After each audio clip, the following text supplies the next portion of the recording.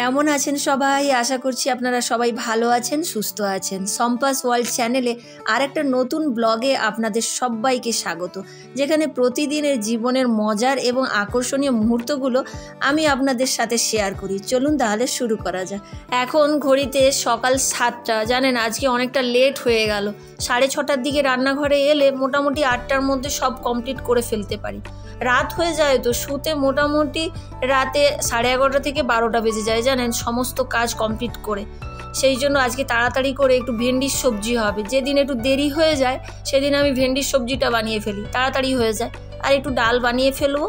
আর আবার আজকে একটা সমস্যা হয়েছে জানেন, ও মেয়ে এসে বলছে যে ব্রেকফাস্টটা যে করে যায় বাদাম আর দুধ ওটা খেয়ে যায়, আর স্ন্যাক্সের জন্য আমি কিছু একটু ভারী খাবার দিই 10টার সময় যে ব্রেকটা থাকে। কিন্তু স্কুলে দেখা গেল যে 10টার সময় যে ব্রেকটা থাকে ওটা খুব কম টাইম দিচ্ছে, 10 মিনিট।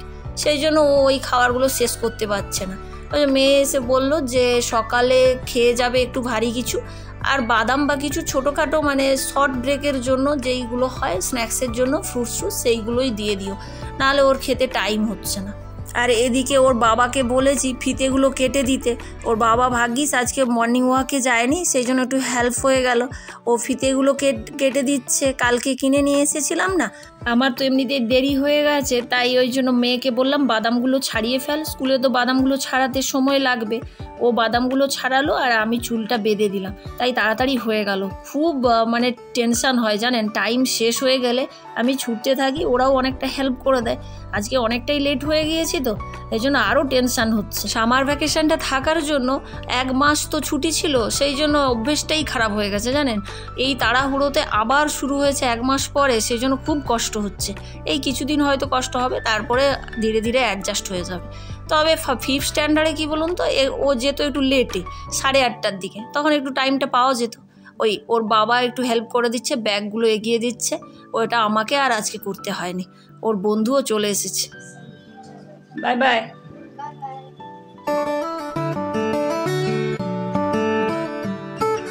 আর ও তো বেরিয়ে গেল, ওর বাবা একটু লেটে যাবে বলে বসেছি, একটু শরবত খেয়ে নিই। আজকে শরবতটাও বানানো হয়নি জানেন, ওর বাবাই বানালো। আর আমি ভাবছি যে একটু জলটা খেয়ে তারপরেই আর আদার্স কাজগুলো করব। অনেক হাঁপিয়ে যাইছি, একদম যেন ঝড়ের মতো ছুটতে থাকি। সকালটা কিভাবে যে কেটে যায় বুঝতেই পারি না। ওর এত কিছু থাকে, আবার 8টার মধ্যে স্কুল। এই ভিডিওতে আপনি পাবেন বিভিন্ন ধরনের টিপস যা সাংসারিক জীবনে খুবই উপকারে লাগবে, যা আপনাদের দৈনন্দিন রুটিনে বড় পরিবর্তন আনতে পারে। ভিডিওটা লাস্ট পর্যন্ত দেখতে থাকুন। ভিডিওগুলো কেমন লাগছে অবশ্যই কমেন্ট করে জানাবেন, আর ট্রিক্সগুলো কাজে লাগিয়ে বলবেন যে কেমন হয়েছে। কমেন্ট করতে ভুলবেন না। চলুন গাছে না এই জলটা ঢেলে দিয়ে আসি। সকালে এই চাল ধোয়া ডাল ধোয়া যে জলগুলো আমি এরম রেখে দিই আর গাছে দিই জানেন, পোকামাকড় আর আসে না। ভালোই হয়েছে, গাছটা শুকিয়ে গিয়েছিল। এইদিকে দেখুন বাইরের ওয়েদারটা খুবই ভালো, ঠান্ডা ঠান্ডা। আর জানেন এখন তো বেড কভার রাতে গায়ে দিতে হচ্ছে। এই ফেব্রুয়ারি মার্চ এপ্রিলটা একটু গরম ছিল, আগের বছর অতটা গরম বুঝতে পারিনি জানেন। সারা বছর তো ফ্যানই চালাতাম না আগের বছরটা, এই বছরটা একটু গরম বুঝতে পারছি। চলুন আমি ওই সামনে একটা দোকান আছে যাই, শ্যাম্পু আর বাসন ধোয়ার সাবানটা নেব। শ্যাম্পুটা নিতে নিতে মনে হলো যে আপনাদের সঙ্গে শ্যাম্পুটা কিভাবে অ্যাপ্লাই করবেন তার কিছু প্রসিডিওর আপনাদের সঙ্গে শেয়ার করি। তো শ্যাম্পু যখন অ্যাপ্লাই করছেন মাথাতে ডাইরেক্ট অ্যাপ্লাই করবেন না, তাতে হেয়ার ফল হওয়ার চান্স থেকে যায়। তাহলে আপনি একটা বাটিতে সামান্য শ্যাম্পু আর জল ভালোভাবে মেশাবেন, তারপরেই কিন্তু অ্যাপ্লাই করবেন। আর শ্যাম্পুটা অ্যাপ্লাই করে মাথাটাকে ভালোভাবে ফিঙ্গার দিয়ে, নখ ইউজ করবেন না, ফিঙ্গার দিয়ে মাসাজ করবেন। ম্যাসাজ করলে কি হবে, আপনার ওই যে ধুলো বালি যেগুলো জমে গেছে সারাদিনের ঘাম, আর সেইগুলো কিন্তু পরিষ্কার হতে অনেকটাই হেল্প করবে যদি ভালো করে আপনি ম্যাসাজ করেন। 2বার আপনি হেয়ারটা ওয়াশ করবেন। প্রথমে একটু হালকা শ্যাম্পু দিয়ে ধুয়ে নেবেন, তারপরে আরেকবার শ্যাম্পু করে ভালো করে ওয়াশ করে নেবেন। ওয়াশ করার পরে কন্ডিশনার লাগাবেন। কন্ডিশনার লাগানোটা কিন্তু প্রচুর জরুরি, হেয়ারকে মসৃণ রাখতে সাহায্য করে। আর কন্ডিশনারটা আপনি চুলে লাগাবেন, স্কাল্পে নয়। এখন সন্ধ্যে 6:30, আমরা বেরিয়েছি। এই দেখতে পাচ্ছেন মার্কেটে এসে গিয়েছি, একটা মন্দিরে যাচ্ছি। চলুন আপনাদের মন্দিরটা ঘুরিয়ে দেখাই।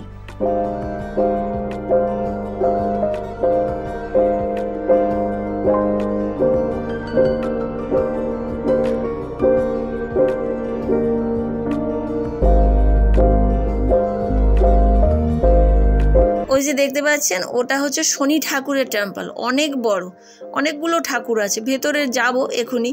ওই আমরাও একটু পুজোর জন্য প্রদীপ আর ফুল নিয়ে নিচ্ছি। এখানে সবাই যাচ্ছে, একটা প্রদীপ আর কিছু ফুল আমরাও নিয়ে নিলাম। বুঝতে তো পারছি না কিভাবে পুজো দিতে হয়, তাই যে যেটা করে সেটাই আমরা করতে থাকি। আর এই দিকে একটা নতুন জিনিস দেখুন, এই যে ব্ল্যাক ব্ল্যাক দেখছেন, এটা চামেলি তেলে একটা কিছু পুটুলি বাঁধা আছে। আর এই শনি টেম্পলে এলে সবাই কি করে, এখান থেকে এই পুটুলিগুলো নিয়ে নেয়। এই 9টা করে নিতে হয়। আর এই দেখুন 9টার দাম 20 টাকা নিয়েছে, 20 রুপিস। আর ওর বাবা যে প্রদীপটা আর ফুলটা নিয়েছিল এখানটা জেলে দিচ্ছে। আর এখানে ওই যখন প্রথম যে কালো যে বাতিগুলো দেখলেন, ওই তেল দেওয়া যে পুটুলিগুলো, বুঝতেই পারছিলাম না কি করব। এবারে লোককে জিজ্ঞেস করছিলাম যে এগুলো কতগুলো নেব আর কি করতে হয়। আর এই দেখুন ওই যে ব্ল্যাক ব্ল্যাক পুটুলিগুলো নিয়েছে, এই ধরনের, এই যে আগুনটা জ্বলছে সবার মাথার ওপর থেকে।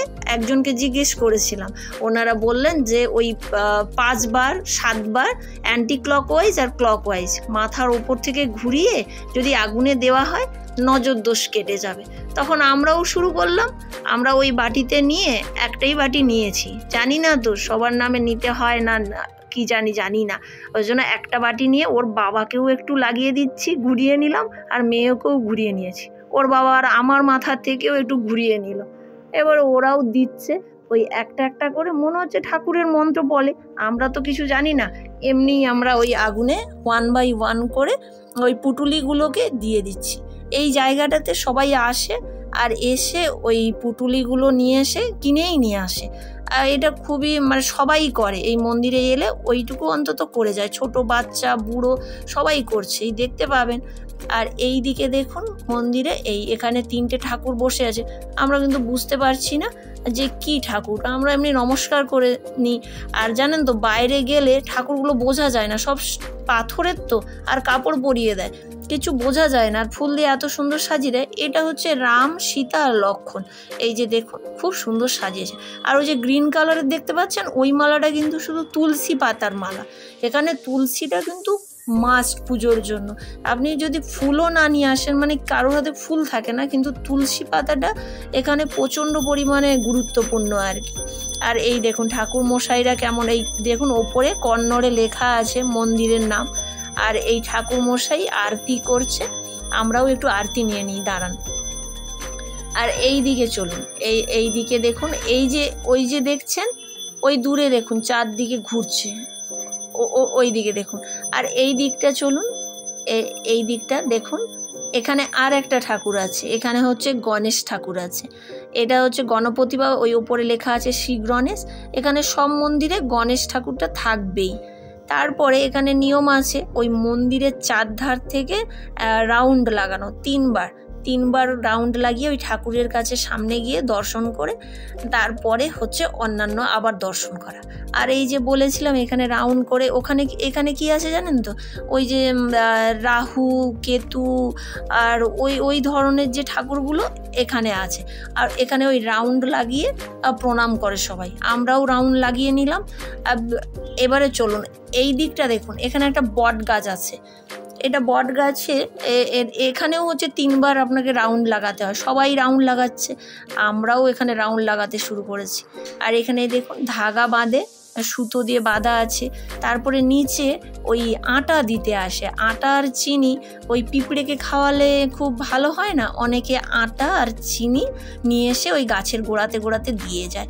আর ওই নিচে দেখতে পাচ্ছেন এগুলো ওই যেগুলো নাগ দেবতা হয় না, ওনাদেরই হচ্ছে স্টোন দিয়ে পাথরের ওখানে কিন্তু এগুলো রাখা আছে, মূর্তিগুলো রাখা আছে। তো আবার এই দিকটা দেখুন, আবার এই মন্দিরে এলে সাউথে দেখেছি সবাই কিন্তু মন্দিরে প্রণাম করে চলে যায় না, সবাই বসে একবার অন্তত। প্রথম যখন আমরা, তখন প্রায় 10 বছর আগে, একজন ওর বাবার অফিসের কলিগ ছিল। আর এইখানে দেখুন কেমন প্রণাম করছে, এই দেখুন নমস্কার করার, এরমই নমস্কার করে এখানে। আর ওর বাবার কলিগ বলছে যে মন্দিরে ঘুরতে গিয়েছি, একটু বসে যাই। আমরা তো প্রণাম করে চলে আসছিলাম, ওনাকে দেখলাম যে 2 মিনিট অন্তত হলেও বসতে হবে। আর এই দেখুন কেমন সবাই বসে একটু প্রণাম করে তারপরে উঠবে। তাহলে চলুন এখানেই ভিডিওটা শেষ করি।